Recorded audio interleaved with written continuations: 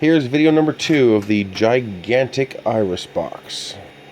I forgot to mention in the first video, this is the pre-assembled or PIP Iris box by Emmet, double M, Emmet, double T.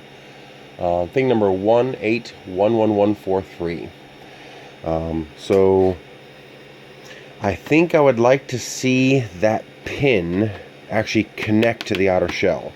I can't. Oh no, it can't. It absolutely cannot, because the outer shell has to rotate. Ooh. So I think only 2 tolerances need to be changed. Make the pin a little closer to the outer shell. Make an XL version of this where that pin comes out a little further. Not enough to adhere to this outer shell, but enough to get closer to it. So I have a little more tolerance there. And also this gap here for this shell to the base needs to be shrunk a little bit, just because of the increase in size of this gap when you upscale this. So it'd be nice if that was possible. Add maybe 1 millimeter. Maybe that's too much, maybe half a millimeter, I don't know, but so I don't get all that looseness on the bottom there. I can't think of any other way to make it work better without hurting it. Infill would have helped. It would have made the whole thing more rigid.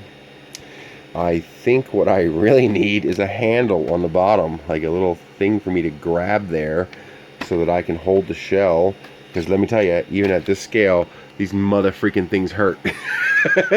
They are sharp. They are both sharp and pointy, and they hurt like hell. This printer prints very nicely. This is my C-Reality CR10. It prints fantastically.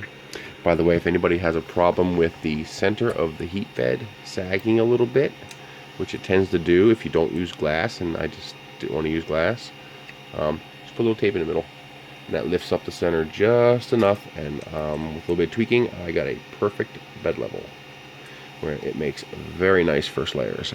If you don't believe me, feast your eyes on that first layer. It really is a very, very impressive printer. If the stinking thing would autofocus. Thank you. Look at that. Very, very impressive first layer for such a massive, massive printer. I mean, it's buttery smooth. I could probably tune it a tiny bit more, but it's fine. It works. The Print and Z surface works absolutely amazing. We'll see how long it continues to work.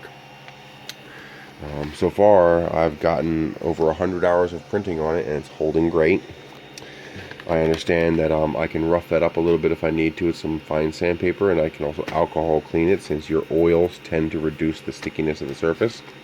But yeah, this thing is amazing. Let me try to get this thing open one more time, or close, I guess it would be.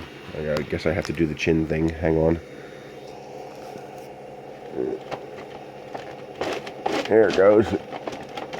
You gotta tweak it and wiggle it just right, because I think the tolerances are a little too loose because of how big I printed it. It makes everything wiggle a little more, but opening it's usually pretty easy. It almost falls open. But this thing is amazing. I mean, here's a 4AA flashlight, and here's my MX mouse. And can the remote for my TV fit in there? Oh, yes it can. There it goes.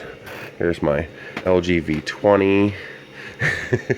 Here's the roll of tape that came with the printer.